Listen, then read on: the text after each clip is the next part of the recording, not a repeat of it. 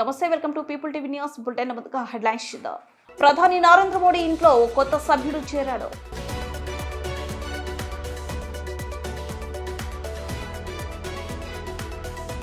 ఎమ్మెల్యేలు మితిమీరితే ఏం చేయాలో మాకు తెలుసు, డిప్యూటీ సీఎం భట్టి విక్రమార్క.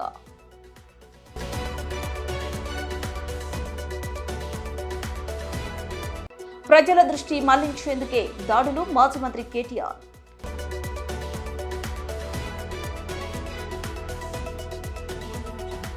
మెకానిక్లు, నిర్మాణ రంగ కార్మికులకు ఎల్లప్పుడూ అండగా ఉంటాం, ఎమ్మెల్యే జీవి.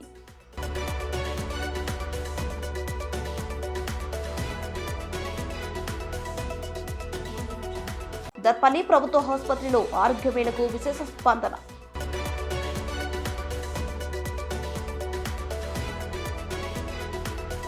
ప్రధాని నరేంద్ర మోదీ ఇంట్లో ఒక కొత్త సభ్యుడు చేరాడు. తన కుటుంబంలోకి ఆ సభ్యుడి రాక పట్ల ప్రధాని మోదీ సంతోషం వ్యక్తం చేసి శాలువతో సన్మానించి పూజలు చేశారు.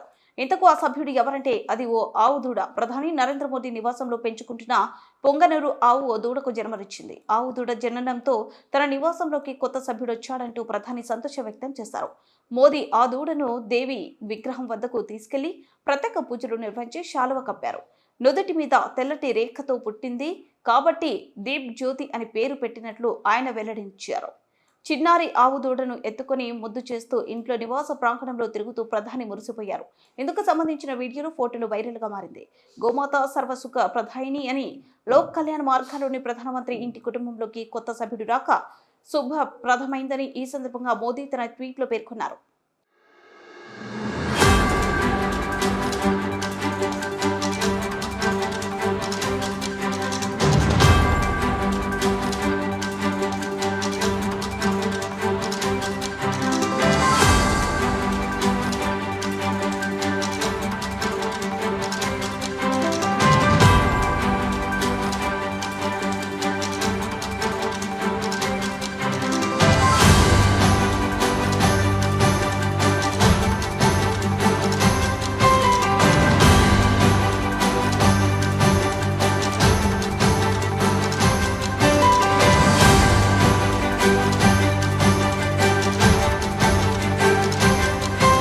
శాంతి భద్రతల పరిరక్షణే తమ మొదటి ప్రాధాన్యమని డిప్యూటీ సీఎం భట్టి విక్రమార్క స్పష్టం చేశారు.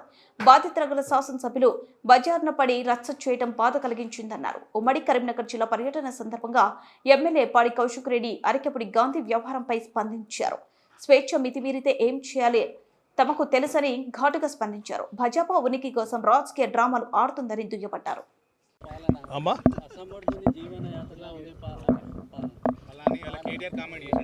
అయిపోయిన వాళ్ళందరూ ఏది పడితే అది అడ్డగోలుగా మాట్లాడుతూ ఉంటారు. దాని గురించి పెద్ద ఆలోచన చేయాల్సిన అవసరం లేదు. లా అండ్ ఆర్డర్ ప్రాబ్లం అని అంటే సరే, శాసనసభ్యులుగా బాధ్యత కలిగినటువంటి వాళ్ళే, వాళ్ళ పార్టీకి సంబంధించినటువంటి వాళ్ళు బజారును పడి అలా అనుకుంటుంటే నిజంగా బాధ అనిపిస్తూ ఉంది. ప్రజాస్వామ్యంలో ప్రతిపక్షాలను కూడా గౌరవించాలి కాబట్టి వాళ్ళు బజారును పడి అట్లా తనుకుంటుంటే కూడా కొంత ఉపేక్షించాం. అంటే ప్రజాస్వామ్యాన్ని గౌరవించాలి. వీళ్ళు అతిగా అట్లాగే ముందుకు పోతూ ఉంటే దాన్ని ఎలా కంట్రోల్ చేయాలో కూడా కాంగ్రెస్ ప్రభుత్వానికి తెలుసు, తప్పనిసరిగా చేస్తారు. మీరు మొన్నే శాసనసభ సమావేశాలు జరిగాయి. శాసనసభ సమావేశాల్లో గౌరవ సభాపతి గారు సమావేశాలు జరిగేటప్పుడే స్పష్టంగా ఏ పార్టీ సభ్యుల సంఖ్య ఎంత అనేది సభ ద్వారా అనౌన్స్ చేస్తారు. మీరందరూ విన్నారు, వాళ్ళు కూడా విన్నారు. సో ఆ సంఖ్య ఆయన ఏ పార్టీలో ఉన్నాడు అనేది సభాపతి గారు స్పష్టంగా అనౌన్స్ చేశారు. వాళ్ళు కూడా విని చాలా సంతోషపడి పక్కన కూర్చున్నారు. ఇవాళ మా పార్టీ కాదని అంటే ఎట్లా వాళ్ళకి ఇంకా ఏదో ప్రజాస్వామ్యాన్ని కూని చేస్తూ ఉన్నారు. మా పార్టీకి ఉన్న ఇంకోటి ఆయన మీ పార్టీ అనేది మీరు చెప్తూనే ఉంటారు. సభాపతి గారు కూడా అనౌన్స్ చేస్తారు. ఇంకా దాంట్లో గందరగోళం లేదు. మీలాగా అసలు ప్రతిపక్షానికి కూడా ఇవ్వకుండా ఆనాడు సిఎల్పి లీడర్గా నేనే ఉన్నాను.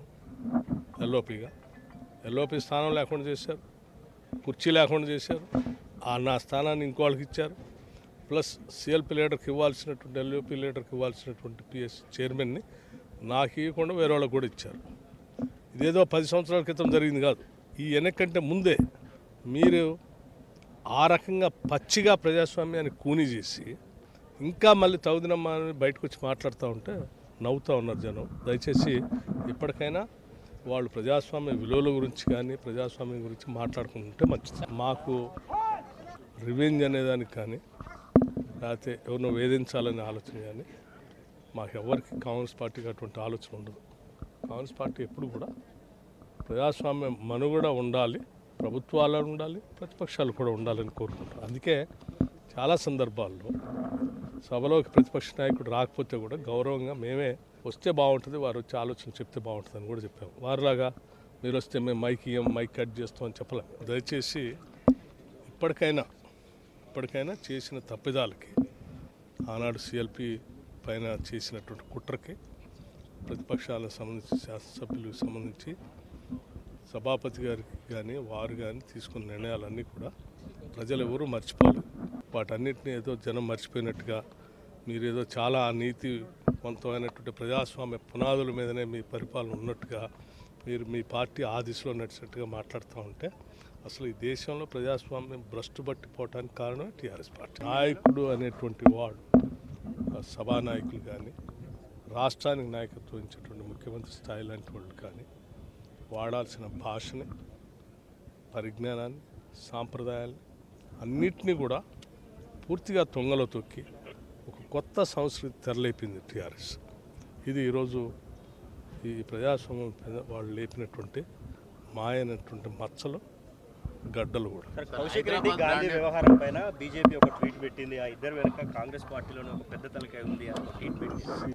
అంటే పొలిటికల్ ఉనికి కోసం, రాజకీయ ఉనికి కోసం భారతీయ జనతా పార్టీ తహతాలాడుతుంది తెలంగాణ. ఆ తహతాలాడే కార్యక్రమంలో భాగంగా వాళ్ళు ఇటువంటి ట్వీట్స్ చేసుకుంటూ బతికేద్దాం. సార్, హైదరాబాద్ బ్రాండ్ ఇమేజ్ దెబ్బతీయడం కోసమే ఈ గొడవ జరుగుతుంది అనేది నేను అదే చెప్పాను కదా. ప్రజాస్వామ్యంలో ప్రతిపక్షాలను కూడా గౌరవించాలి, ప్రజాప్రతినిధులు కూడా గౌరవించాలి అని ఒక స్థాయి వరకు, ఒక లిమిట్ వరకు చూస్తూ వచ్చింది ప్రభుత్వం. స్థాయి లిమిట్ దాటితే ఆ లా అండ్ ఆర్డర్ ఎట్లా కంట్రోల్ చేయాలో తెలుసు, వాళ్ళని ఎట్లా కంట్రోల్ చేయాలో కూడా తెలుసు. కానీ ఒక రోప్ ఇద్దాం కొంతవరకు అని ఆలోచనతో ప్రభుత్వం. రాష్ట్రంలో రోజుకో అంశంతో ప్రజల దృష్టిని మళ్లిస్తున్నారు. ఎన్నికల్లో ఇచ్చిన హామీలు మరిచి డైవర్షన్ రాజకీయాలు చేస్తున్నారు. ఇందులో భాగంగానే తమ ఎమ్మెల్యేలపై దాడులు చేస్తున్నారు అని కాంగ్రెస్ సర్కార్పై బీఆర్ఎస్ వర్కింగ్ ప్రెసిడెంట్ మాజీ మంత్రి కేటీఆర్ ధ్వజమెత్తారు. శాంతి భద్రతలను కాపాడాలని అసమర్థ చేతకాని సీఎం రేవంత్ రెడ్డి అని విమర్శించారు. శనివారం అమెరికా నుంచి హైదరాబాద్ వచ్చిన కేటీఆర్ కొండాపూర్లోనే కౌశిక్ రెడ్డి ఇంటికి వెళ్లారు. అరకెపుడి గాంధీ కౌశిక్ రెడ్డి మధ్య వివాదం, కౌశిక్ రెడ్డి ఇంటిపై గాంధీ అనుచరుల దాడి వివరాలను అడిగి తెలుసుకున్నారు. అనంతరం ఆయన విలేకరులతో మాట్లాడుతూ రాష్ట్రంలో 9 నెలలుగా హెడ్లైన్ మేనేజ్మెంట్ నడుస్తుందని విమర్శించారు. హామీలు అమలు దాటవేస్తూ పాలకుల గారడి మాటలు చెబుతున్నారని విమర్శించారు. అవేదో ఆక్రమణల కింద చిత్రీకరించి దయా దాక్షిణ్యం లేకుండా ఉదయం 3 గంటలకి నోటీసు లేదు, కనీసం పేదవాళ్ళనే సోయి లేదు, ఆ పేదవాళ్ళ పిల్లలు అక్కడ చదువుకుంటున్నారనే జ్ఞానం లేదు, వాళ్ళంతా దివ్యాంగులనే ఇంగిత జ్ఞానం కూడా లేదు. కనీసం ఇంత కుసంస్కారంగా బుల్డోజర్లను ఇంటి మీదకి పంపి వాళ్ళందరినీ పొద్దున 3 గంటలకు వచ్చి నిర్దాక్షిణ్యంగా 29 ఆగస్టు నాడు కొట్టిపారేసినారు. 75 ఇండ్లు నేలమట్టం చేసినారు. నేను రేవంత్ రెడ్డి గారిని అడుగుతా ఉన్నా, పదే చెప్తుంటావు పాలమూరు బిడ్డను, నేను మీ పాలమూరు బిడ్డల ఆశీర్వాదంతోనే ముఖ్యమంత్రి అయినాను అని చెప్తా ఉంటావు. ఎందుకు నువ్వు ముఖ్యమంత్రి అయింది? పేద ప్రజల కడుపు కొట్టనికా? పేద ప్రజలు మీ కాంగ్రెస్ ప్రభుత్వమే ఇచ్చిన పట్టాలలో ఇండ్లు కట్టుకుంటే వాటిని కూలగొట్టనికా? ఈరోజు నేను అడుగుతా ఉన్నా ఈ ప్రభుత్వాన్ని, ఒక్క కారణం చెప్పగలుగుతారా ఫలానా కారణంతోనే అక్కడ కూలగొట్టినామని? నిజానికి చిత్తశుద్ధి ఉన్న ప్రభుత్వం అయితే గతంలో కేసీఆర్ గారి ప్రభుత్వం చేసినట్టుగా పేదలు బీదలు ఉంటే వాళ్ళు గనక ఎక్కడైనా గవర్నమెంట్ స్థలంలో ఇల్లు కట్టుకుంటే జీవో నంబర్ 58, 59 కింద ఆనాడు రెగ్యులరైజ్ చేసిన ఘనత కేసీఆర్ గారి ప్రభుత్వాన్ని. అక్కడ ఎవరైనా తెలియక కట్టుకుంటే పేదవాళ్ళు కదా, ఒక గుంటెడు జాగా కంటే తక్కువ ఉంటే వాళ్ళకే లీగలైజ్ చేయండి, రెగ్యులరైజ్ చేయండి అని చెప్పి లక్షల పట్టాలు జీవో నంబర్ 58 కింద పేదవాళ్ళకు అందజేసినాం. 59 కింద 120 గజాల కంటే ఎక్కువ ఉంటే నామమాత్రం ఫీజు, ఒక 10% ఫీజు పెట్టి మార్కెట్ వాల్యూలో వాళ్ళకు కూడా రెగ్యులరైజ్ చేసినాం. ఇది సంస్కారవంతమైన ప్రభుత్వం చేయాల్సిన పని. కానీ నీ ప్రభుత్వం ఏం చేస్తుంది? రోడ్డు మీద దివ్యాంగులను పడేసి, వాళ్ళు పాపం కళ్ళు లేని వాళ్ళు, కాళ్ళు లేని వాళ్ళు, చెయ్యి లేని వాళ్ళు, వాళ్ళను గోసబుచ్చుకుంటే, వాళ్ళ పిల్లలు రోడ్డు మీద పడితే, బడికి పోయే పిల్లలు పుస్తకాలు కొట్టుకపోతే మా శ్రీనివాస్ గౌడ్ గారు పాపం 10 రోజుల పాటు వాళ్ళకు అండగా ఉన్నాడు. వాళ్ళకు భోజనం పెట్టినాడు, వాళ్ళను శిబిరానికి తరలించి ఆదుకునే ప్రయత్నం చేసినాడు. నేను రాష్ట్ర ప్రభుత్వాన్ని, ముఖ్యంగా రేవంత్ రెడ్డి గారిని, పాలమూరు బిడ్డ అని చెప్పుకునే రేవంత్ రెడ్డి గారిని అడుగుతా ఉన్నా, నీకు గనక నిజంగా సంస్కారం ఉంటే, నీకు కనీసం పేదల పట్ల ప్రేమ ఉంటే వెంటనే ఆ 75 మందికి వెంటనే తక్షణమే డబుల్ బెడ్రూమ్ ఇండ్లు కేటాయించి ఉన్నాయి. మహబూబ్నగర్లో మేము కట్టినే ఇంకా ఇయ్యని ఇంకో ఈజీగా ఇంకో 200-300 వెళ్తాయి. వెంటనే కేటాయించు, వాటిలోకి వాళ్ళని తరలించు. ఇది నెంబర్ 1 డిమాండ్. రెండోది, ఏ అధికారులైతే అక్రమంగా అన్యాయంగా బుల్డోజర్లు పెట్టి ఆ పేదలను రోడ్డు మీద పడేసినారో వాళ్ళ మీద చర్య తీసుకో. నువ్విచ్చిన పట్టాకు, నీ ప్రభుత్వం, నీ కాంగ్రెస్ ప్రభుత్వం ఇచ్చిన పట్టాకే విలువ ఇవ్వని నువ్విచ్చిన పట్టాను చిత్తు కాగితంతో చూసిన అధికారులు ఎవరైతున్నారో వాళ్ళ మీద వెంటనే చర్య తీసుకోవాలి. సస్పెండ్ చేస్తావా, సర్వీస్ నుంచి తొలగిస్తావా, ఏం చేస్తావా చెయ్యి, కానీ దమ్ముంటే ఆ నిర్ణయం కూడా తీసుకోవాలని చెప్పి కూడా నేను రేవంత్ రెడ్డిని డిమాండ్ చేస్తా ఉన్నా. మరొక ముఖ్యమైన మాట కూడా ఈ సందర్భంగా నేను ఈ నాగర్ కర్నూలు వేదికగా చెప్పదలుచుకున్నా. ఇప్పుడే ఇక్కడికి వచ్చేటప్పుడు మా సోదరులు మరి జనార్దన్ రెడ్డి గారు, ఆల వెంకటేశ్వర రెడ్డి గారు, శ్రీనివాస్ గౌడ్ గారు, నవీన్ రెడ్డి గారు, ఎమ్మెల్సీ గారు అందరం కలిసి మాట్లాడుకుంటూ వస్తా ఉన్నాం. వస్తుంటే నేను అడిగిన, మరి ఏమైందన్నా, పాలమూరు రంగారెడ్డి ఎత్తిపోతల పథకం కేసీఆర్ గారు ఎంతో ప్రతిష్టాత్మకంగా ఈ వలసల జిల్లాగా పేరుపడ్డ పాలమూరును తప్పకుండా పచ్చగా చేయాలన్న ఉద్దేశంతో కేసీఆర్ గారు ఒకవైపు పెండింగ్ లో ఉన్న ప్రాజెక్టులన్నీ కూడా కల్వకుర్తి కావచ్చు, భీమా కావచ్చు, నెట్టెంపాడు కావచ్చు, వాటిని శరవేగంగా రన్నింగ్ ప్రాజెక్టులుగా మార్చి పూర్తి చేసి 8 లక్షల ఎకరాలకు నీళ్లిచ్చిన నాయకుడు కేసీఆర్ గారు ఒక పాలమూరు జిల్లాలో. మరి అట్లాంటి పాలమూరు శాశ్వతంగా ఒక ధాన్య భాండాగారం కావాలన్న ఉద్దేశంతో పాలమూరు రంగారెడ్డి ఎత్తిపోతల పథకాన్ని తీసుకున్న విషయం మీకు తెలుసు. అందులో రిజర్వాయర్లు అన్ని పూర్తయినాయి. వట్టెం కావచ్చు, కరివెన కావచ్చు, ఉద్దండాపూర్ కావచ్చు, ఏదుల కావచ్చు, అన్ని కూడా నార్లాపూర్ కావచ్చు, ఇవన్నీ కూడా పూర్తయిపోయినాయి. పూర్తి కావడమే కాకుండా కేసీఆర్ గారు ముఖ్యమంత్రిగా ఉన్నప్పుడే అందులో కొల్లాపూర్లోనే మరి నార్లాపూర్ దగ్గర అనుకుంటా ఒక పంపు కూడా ఆన్ చేసి ఆనాడు నీళ్లు కూడా వదలడం జరిగింది. ఇక మిగతాది ఇప్పుడు రేవంత్ రెడ్డి చేయాల్సిందల్లా ఏనుగెళ్ళింది తోక జిక్కింది అన్నట్టు అలా 95% పని అయిపోయింది. ఇంకో 5-10% పని మిగిలింది. కేవలం ఆ కాలువల కోసం ఏదైతే భూసేకరణ చేయాలో ఆ పని చేయాలా. ఇప్పుడే వెంకటేశ్వర రెడ్డి గారు చెప్తా ఉండే నాకు, అన్న మన ప్రభుత్వం ఉన్నప్పుడే ఆ టెండర్ కూడా పిలిచినాము, ఈ దుర్మార్గులు వచ్చి అది కూడా రద్దు చేసినారు అని అన్న చెప్తా ఉండే మరి జనార్దన్ రెడ్డి గారు. అన్న మొత్తం ఈ ప్రాంతం అక్కడ కొల్లాపూర్ నుంచి మొదలు పెడితే మనకిక్కడ షాద్నగర్ అవతల జడ్చర్ల దాకా ఉద్దండాపూర్ దాకా బ్రహ్మాండంగా అన్ని పనులు కూడా పూర్తి చేసి ఉన్నాం. వీళ్ళు చేయాల్సింది కేవలం 5-10% పని మాత్రమే మిగిలింది. చేసేస్తే నీళ్లు వచ్చేస్తాయనే ఒక ఆశతో జనార్దన్ రెడ్డి గారు చెప్తా ఉన్నా. నేను రేవంత్ రెడ్డి గారిని డిమాండ్ చేస్తా ఉన్నా, మీరు 90-95% పనులు పూర్తయిన పాలమూరు రంగారెడ్డి ఎత్తిపోతల పథకాన్ని ఎందుకు పట్టించుకుంటలేవు? పూర్తి చేస్తే కేసీఆర్కి మంచి పేరు వస్తుందనా? పూర్తి చేస్తే కేసీఆర్ను ప్రతి నీటి చుక్కలో ప్రజలు తలుచుకుంటారనా? నీ బాధ ఏంది, నీ భయం ఏందని అడుగుతా ఉన్నా. మాట్లాడితే పాలమూరు బిడ్డ అని చెప్తావు, మరి పాలమూరు మీద ఎందుకు ప్రేమ లేదు?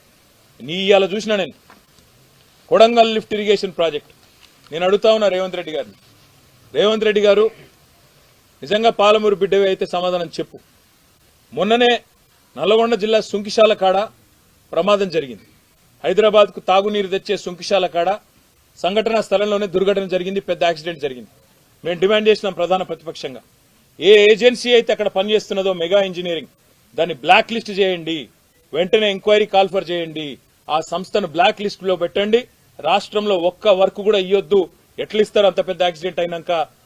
మరి దాదాపు 75-80 కోట్ల రూపాయల ప్రజాధనం నష్టం జరిగింది అక్కడ. వెంటనే ఎంక్వైరీ చేసి అధికారుల మీద చర్యలు తీసుకొని వాళ్ళను బలిపశువులను చేయడం కాదు, ఆ సంస్థను బ్లాక్ లిస్ట్ చేయమని చెప్పి డిమాండ్ చేసినాం.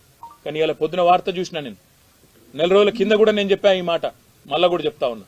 నెల రోజుల కిందనే వార్తలు వచ్చినాయి, కొడంగల్ లిఫ్ట్ ఇరిగేషన్ కూడా మెగా ఇంజనీరింగ్కే కట్టబెడతారు, వాళ్ళకే ఇస్తారు అని. మరి ఈ రోజే పొద్దున వార్త వచ్చింది. మెకానిక్లు, నిర్మాణ రంగ కార్మికులకు ఎల్లప్పుడూ అండగా ఉండి వారికి గౌరవప్రదమై జీవితం అందించడమే లక్ష్యంగా పనిచేస్తున్నారు.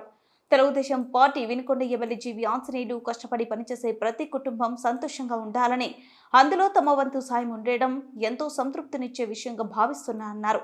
వినుకొండ ఎమ్మెల్యే కార్యాలయంలో శనివారం పెద్ద సంఖ్యలో బైక్ మెకానిక్లకు టూల్ కిట్లు పంపిణీ చేశారు.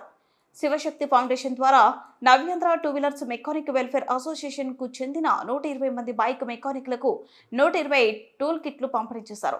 ఈ కార్యక్రమంలో ఎమ్మెల్యే జీవి ఆంజనేయులు, మక్కిన మల్లికార్జునరావు ముఖ్య అతిథులుగా పాల్గొని మెకానిక్లు టూల్ కిట్లు అందించారు.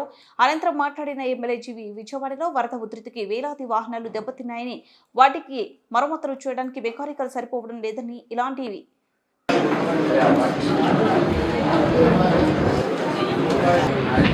మరి మీ అందరికీ తెలుసు మన నాయకుల వారు టూ వీలర్ చేస్తారన్న విషయం మీ అందరికీ తెలుసు. కార్మికుల సమస్యల గురించి సంపూర్ణ అవగాహన ఉన్నటువంటివి మీరు వచ్చిన తర్వాత మా యూనియన్ తరఫున, మా కుటుంబాల తరఫున మా కొన్ని సమస్యలు కలవలసిందిగా కోరుతున్నాను. బాగా ఉపయోగపడుతుందా? ఎవరు రావట్లేదు.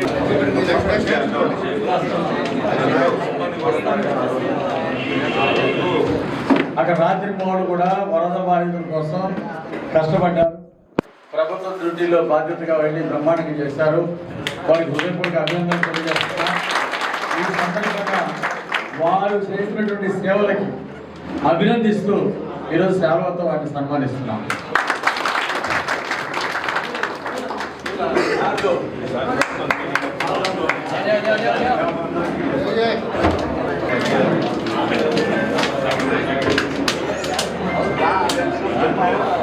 SK Mastan, ready sir, SK Basha, ready sir, ready sir. అందరికీ నమస్తే అండి. Navyandhra two wheeler welfare association సభ్యులుగా మాట్లాడుతున్నాం. గతంలో సార్ మాకు చెప్పిన విధంగానే ఏదైతే మాట ఇచ్చారో ఆ మాట ప్రకారమే సార్ ఇవ్వడం, మాకు ఈరోజు టూల్ కిట్స్ ఇవ్వడం జరిగింది. దానిలో భాగంగానే మా నవ్యాంధ్ర టూ వీలర్ వెల్ఫేర్ అసోసియేషన్ సభ్యులందరూ కూడా ఈరోజు ఇక్కడికి రావడం జరిగింది. దానిలో భాగంగానే ప్రతి ఒక్కళ్ళకి ఇట్లాగే సార్ కిట్లు ఇవ్వడం జరిగింది. అందరికీ నమస్తే అండి. Navyandhra two wheeler welfare association సభ్యులుగా మాట్లాడుతున్నాం. గతంలో సారు చెప్పిన విధంగానే ఎన్నికల ముందు సార్ మాటిచ్చారు, మీ నవ్యాంధ్ర టూ వీలర్ వెల్ఫేర్ అసోసియేషన్ సభ్యులకి ఏదో ఒక న్యాయం చేస్తానని చెప్పేసి దానిలో భాగంగానే ఈరోజు మెకానిక్లు అందరినీ పిలిపించడం జరిగింది. దానిలో భాగంగా ప్రతి ఒక్క మెకానిక్కి సార్ టూల్స్ ఇవ్వడం జరిగింది. దానికి సంబంధించి సార్కి ఎప్పుడు రుణపడి ఉంటామని చెప్పేసి నవ్యాంధ్ర టూ వీలర్ వెల్ఫేర్ అసోసియేషన్ సభ్యులుగా నమస్తే సార్, సభ్యుల నుంచి ధన్యవాదాలు చెప్పుకుంటున్నాను. Okay, thank you sir. ఈరోజు మీ అందరికీ కిట్లు అందిస్తున్నందుకు నాకు చాలా సంతోషంగా ఉంది. ఇవి మీకు వృత్తిపరంగా మీకు చేయూతను అందించినట్టు ఉంటుంది. రోజు మీ చేతికి ఉపయోగపడుతుంది. మీరు చేసేటువంటి బైక్స్ రిపేర్ చేయడానికి ఇలాంటివన్నీ కూడా మీకు ఉపయోగపడుతుందని చెప్పేసి ఈ కిట్ మీకు అందజేయడం జరుగుతూ ఉంది. అలాగే మక్కన మల్లికార్జున గారు చెప్పారు, మనం ఇప్పటివరకు వచ్చిన 3 నెలల్లోనే చంద్రబాబు గారిని అడిగి మనం వినుకో. నిజామాబాద్ జిల్లా దర్పల్లి మండల కేంద్రంలో గ్రామీణ ప్రాంతాల్లో ప్రత్యేక వైద్యులచే ప్రతి నెల 2వ శనివారం రోజున ఆరోగ్య మేళా నిర్వహించడం జరిగిందని, ఆరోగ్య మేళకు ప్రజలచే విశేష స్పందన లభించిందని ప్రభుత్వ ఆసుపత్రి వైద్యులు డాక్టర్ సుశాంత్ రెడ్డి అన్నారు. ఈ సందర్భంగా వైద్యులు మాట్లాడుతూ జిల్లా ఆరోగ్య శాఖ ఆధ్వర్యంలో కీళ్లు మరియు ఎముకల వైద్యుడు మోహన్ రెడ్డి, మత్తు వైద్యురాలు సభాతులచే ఆరోగ్య మేళా నిర్వహించడం జరిగిందని, ఈ ఆరోగ్య మేళకు చుట్టుపక్కల గ్రామాల నుండి ప్రజలు తరలివచ్చారు. ఇందులో కీళ్లు మరియు ఎముకలకు సంబంధించిన 72 మందికి మరియు సాధారణ సమస్యల గురించి 84 మందికి, మొత్తం 156 మందికి వైద్య పరీక్షలు నిర్వహించి రక్త పరీక్షలు చేసి వారికి కావలసిన మందులు ఉచితంగా ఇచ్చి తగిన సలహాలు ఇచ్చారని, ఎవరికైనా ఎక్కువ ఇబ్బంది ఉంటే నిజామాబాద్ జనరల్ హాస్పిటల్కి వచ్చి చూపించుకోవాలని సూచించారు. ఈ కార్యక్రమంలో ప్రభుత్వ ఆసుపత్రి వైద్యులు డాక్టర్ సుశాంత్ రెడ్డి, కీళ్లు మరియు ఎముకల వైద్యుడు మోహన్ రెడ్డి, మత్తు వైద్యురాలు సవాహత్ నర్సింగ్ ఆఫీసర్ అరుణ, లత, సిబ్బంది భూలక్ష్మి, మురళి, పద్మ, సంతోష్, ఆశా వర్కర్లు తదితరులు పాల్గొన్నారు.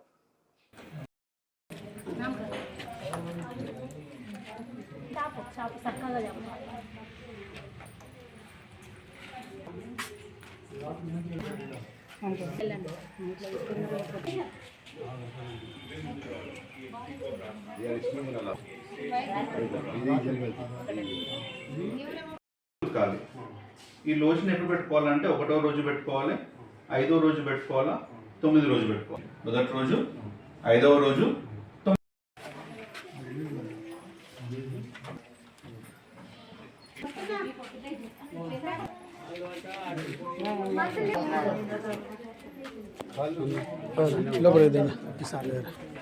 రాత్రి ఎక్కువ ఉంటుందా?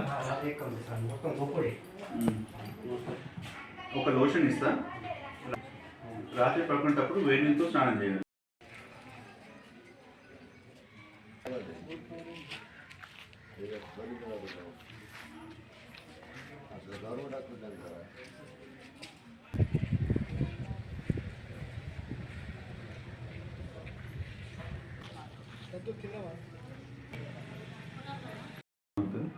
మేము ఇక్కడ లైక్ వివిధ డిపార్ట్మెంట్స్, గైనిక్ నుంచి, అనస్థీషియా నుంచి, డిపార్ట్మెంట్స్ డాక్టర్స్ వచ్చాము. సో అరౌండ్ 150 ఓపీలో ఆర్థోపెడిక్ కేసెస్ ఒక 70 దాకా నేను చూడడం జరిగింది. అందులో చాలా మందికి మనం సలహా ఇచ్చాం, కొంతమందికి మెడిసిన్స్ రాసి ఇచ్చాం, ఇంకొంతమందికి ఎవరికైతే కంపల్సరీ ట్రీట్మెంట్ అవసరం ఉందో, అడ్మిషన్ అవసరం ఉందో నిజామాబాద్ హాస్పిటల్కి రిఫర్ చేసామండి. సో మోస్ట్లీ ఆల్ ఆర్థో కేసెస్కి మనం ఎటువంటి అంటే వాళ్ళకు ఉన్న ప్రాబ్లమ్స్ బట్టేసి వివిధ రకాల ట్రీట్మెంట్ అనేది అందించాం మనం ఇక్కడ. మెంబర్స్ దాకా ఆర్థోపెడిక్ సంబంధించిన వాళ్ళు, మెడికల్ నొప్పి కానీ, లేదంటే నరాల నొప్పి అంటే వెన్నుపూస నొప్పి, ఇంతకుముందు దెబ్బలు తాకి ఇంతకుముందు ఆపరేషన్ చేసుకున్న వాళ్ళు పాత ఎక్సెస్ని కూడా తీసుకుని వచ్చారు. సో అది ఇంప్లాంట్స్, లోపల పెట్టిన ఇంప్లాంట్స్ ఏవైతే ఉన్నాయో అవి తీయాలా లేదా అని వాళ్ళకి సలహాలు ఇవ్వడం, ఇప్పుడు తీయాల్సిన అవసరం లేదు, ఇంకా టైం పడుతుంది బుక్ కట్టుకోవడానికి అని ఇలా వివిధ సలహాలు ఇచ్చేసి వాళ్ళకి సరైన మందులు ఇచ్చేసి లైఫ్ స్టైల్ చేంజెస్ కూడా చెప్పేసి పంపించడం జరిగింది. ఎవరికైతే ట్రీట్మెంట్ అవసరమో వాళ్ళని నిజామాబాద్ హాస్పిటల్కి రిఫర్ చేస్తాం, అక్కడ మేము చూసుకుంటాం, మేము అడ్మిట్ చేసుకుని మేము చూసుకుంటాం. బులెటిన్ ముగించే ముందు హెడ్లైన్స్ మరోసారి. ప్రధాని నరేంద్ర మోడీ ఇంట్లో ఓ కొత్త సభ్యుడు చేరాడు.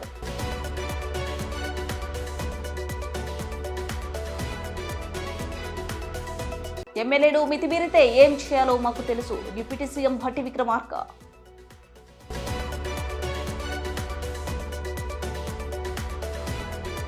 ప్రజల దృష్టి మళ్లించేందుకే దాడులు, మాజీ మంత్రి కేటీఆర్.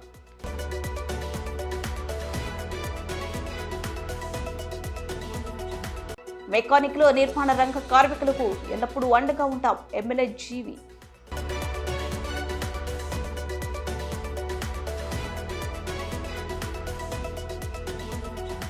దర్పల్లి ప్రభుత్వ ఆసుపత్రిలో ఆరోగ్య మేళకు విశేష స్పందన.